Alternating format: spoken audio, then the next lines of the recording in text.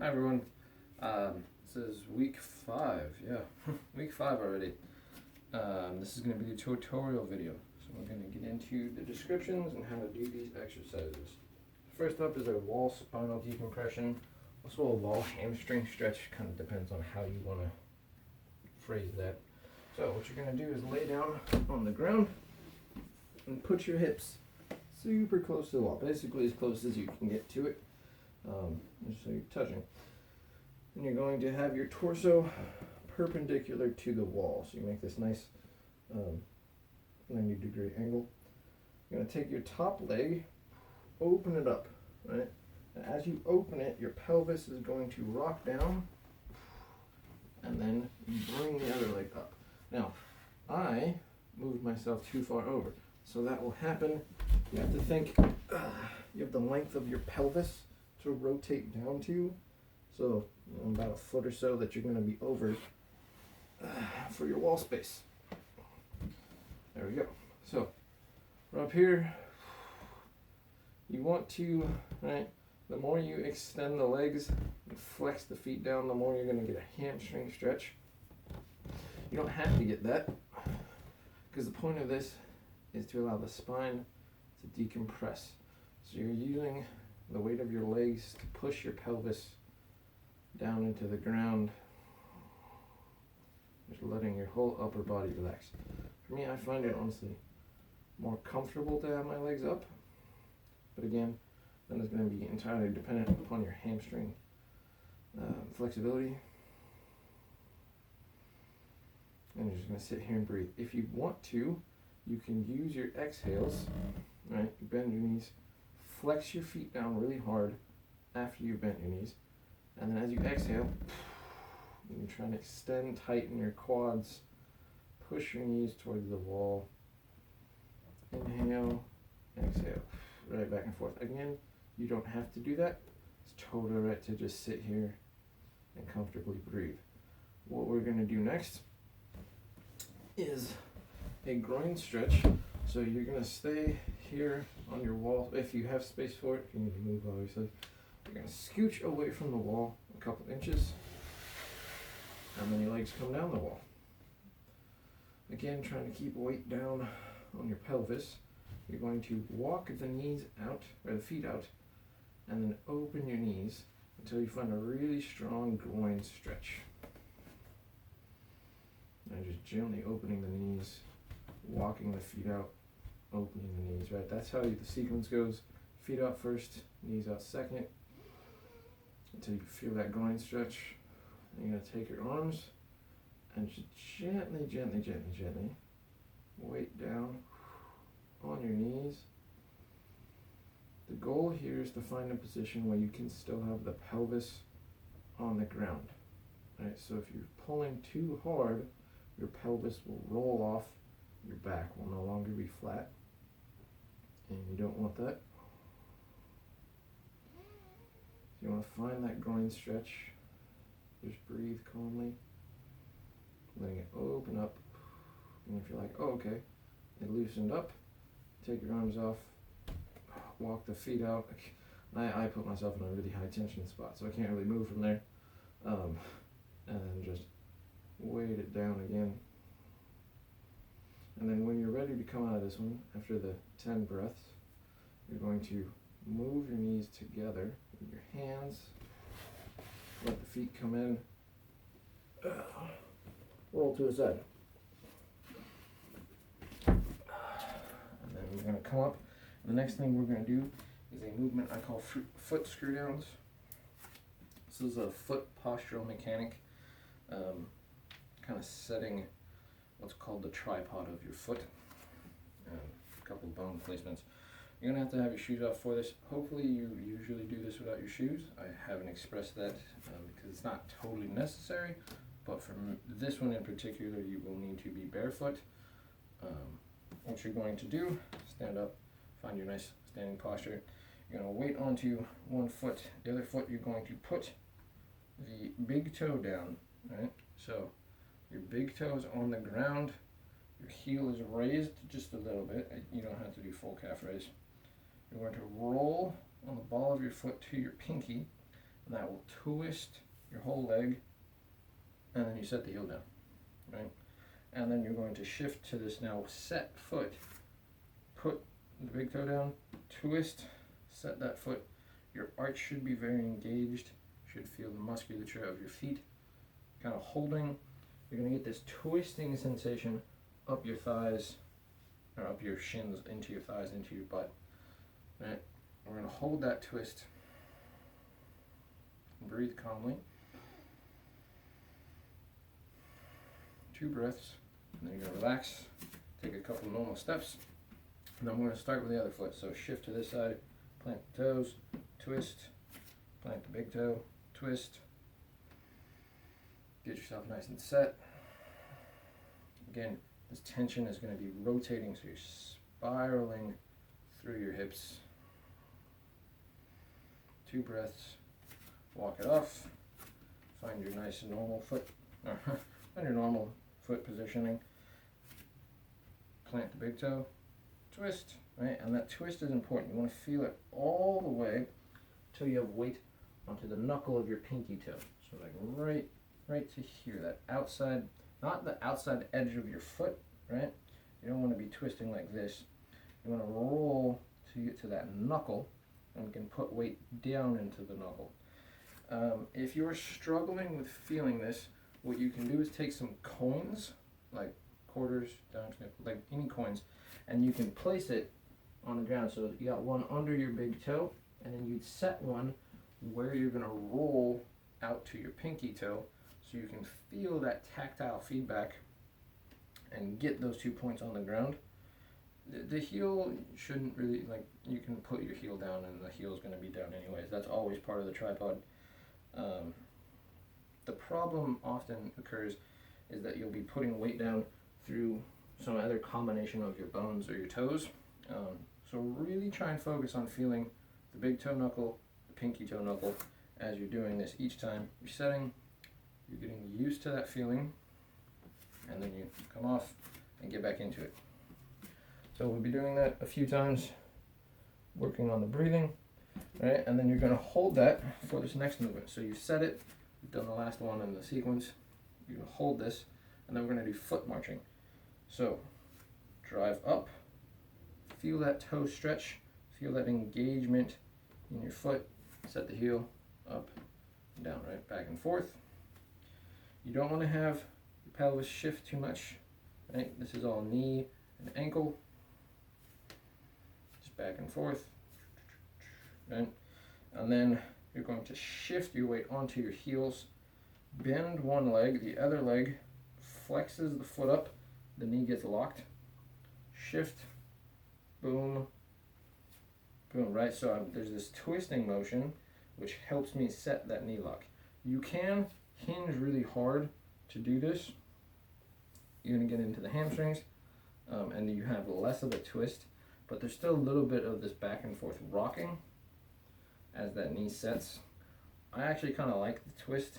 I find it gets my shin a little bit more. But if you want to try either method with just the hinging, lifting the pelvis as you go, you can do either one, as long as you're feeling that in the front of your shins as you're doing that strong pull. What we're going to do next, I'm going to widen the feet out. If you want to, you can do the foot screw to set that, but you don't have to on this one, because there's a lot of dynamic movement here. You're going to come down and bend enough that you can grab onto your shins. So your knees, as much as you need to bend your knees, you're going to grab onto shins right above your ankle. And what we're going to do here is you're going to squat down, holding those points. Now, I want you to try to go as low as you can. If you're restricted in your hips, right, you're not going to get to this position, and that's totally fine, right? You can be here, you can be here. If you get to here, like, well, you should be able, most people should be able to get to like this degree of flexion.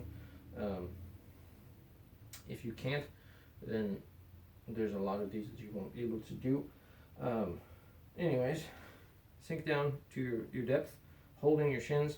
You're going to drive your hips up, trying to extend your legs, lifting your pelvis into a big hamstring stretch.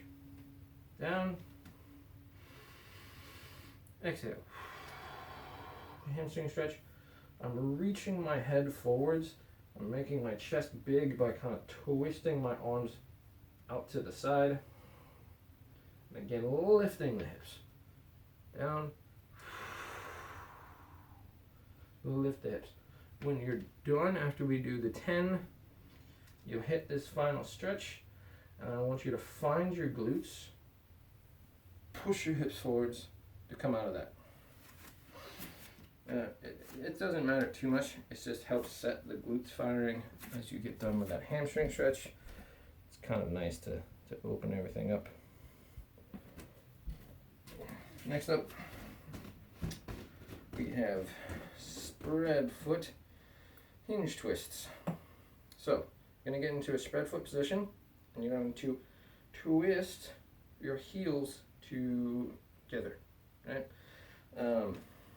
So that you want to think that your heels are kind of coming together to meet into the midline. You'll notice this should set your arch really well. If you're finding that it doesn't, you can try other techniques. You can think about pushing your big toe knuckle really hard into the ground. You can try and push your feet up to the sides. I've been finding this twisting action, very similar to the foot screw downs, helps set that quite a lot. So once your feet are set, however you do that, you're going to push your hips backwards until you feel a really strong hamstring stretch. And again, you're reaching your head forward just like you did for the squats. And then from here, we're going to be doing torso twisting. So your arms will either, I'm going to just demonstrate, your arms will either cross here or on the back of the head, or you can do a 90 position or any kind of variation in this range, dependent on how strong your upper back is.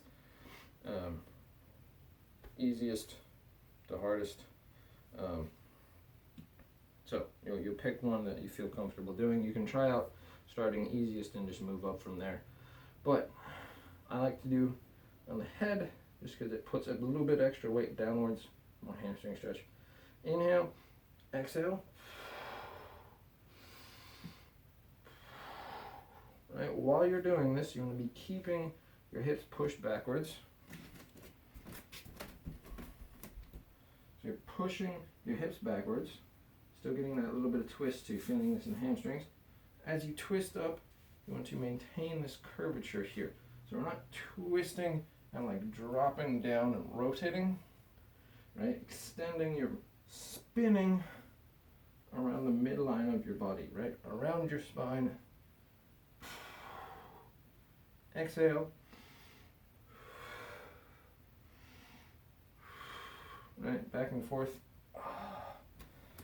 Getting the groin, the hamstring, the thoracic spine, right? That rotation. You should feel this in your shoulder blades and in your chest and your upper back region.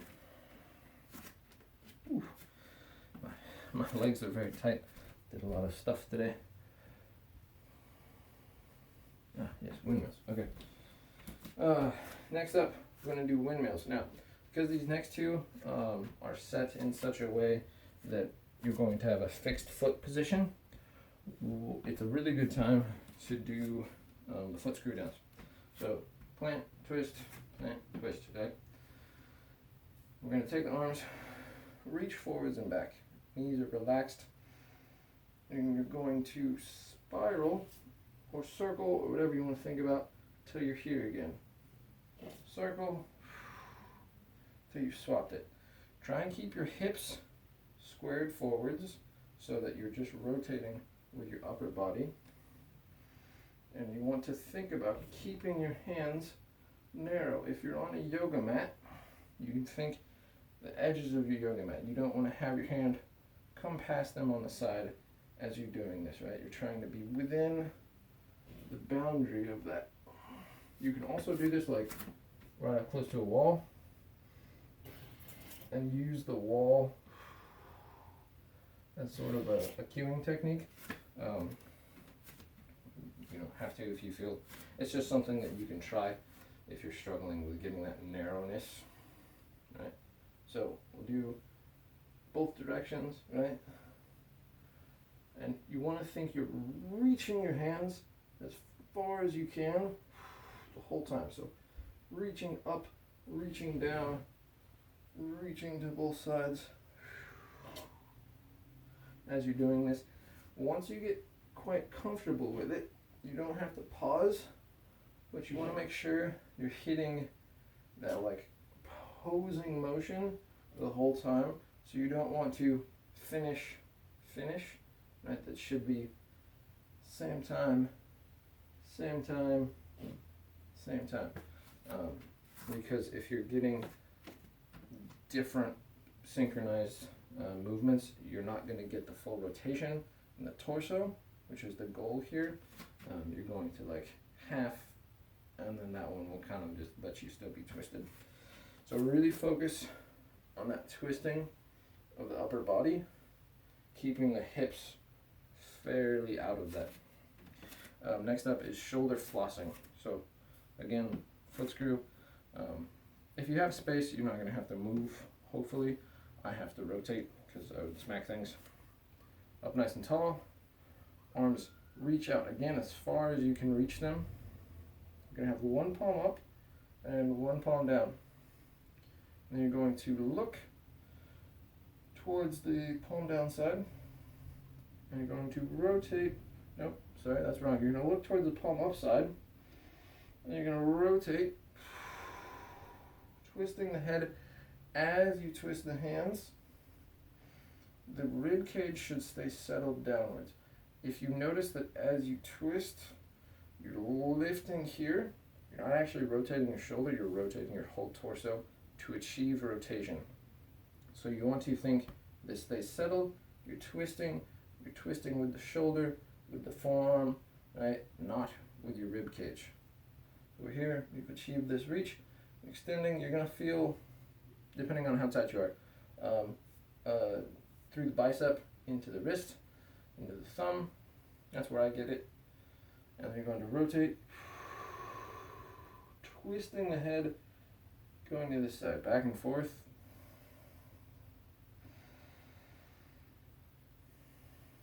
Keep breathing, inhaling and exhaling. Again, trying to reach as far as you can. If you start to get a lot of tingling sensations down your arm, pause and try to really open up first so that you're spreading your chest and thinking that your shoulder goes backwards.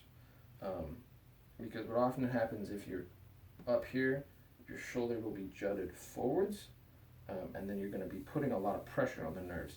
This movement is already a stretch for your nervous system, and we're trying to pull on some of those tissues and increase their length so that you can have more range of motion.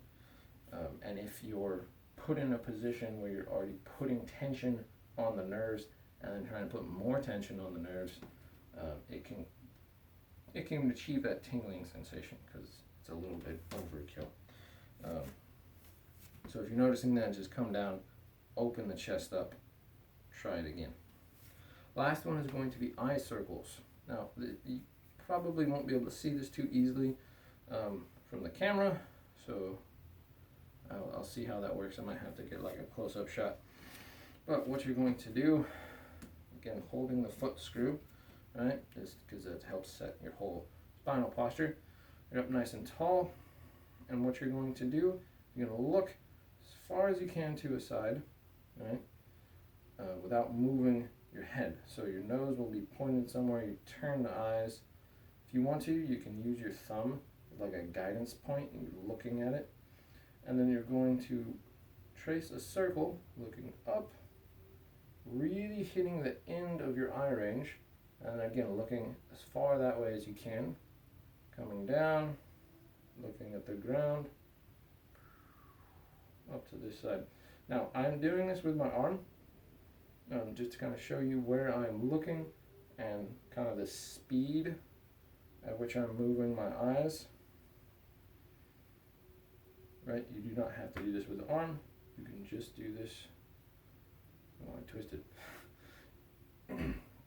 You can just do this with your eyes, no other movement, right? But you want to go slow enough that you can actually like focus on the object in the path of the circle. If you're just like whipping your eye around, it's not that it's not helpful, it's just not going to be having the same beneficial impact as if you're slowly focusing on every point as you twist. And then once you do 2 circles, two to three, I don't remember, it kind of depends on timing. Once you do those directions, right, you're going to do the other way.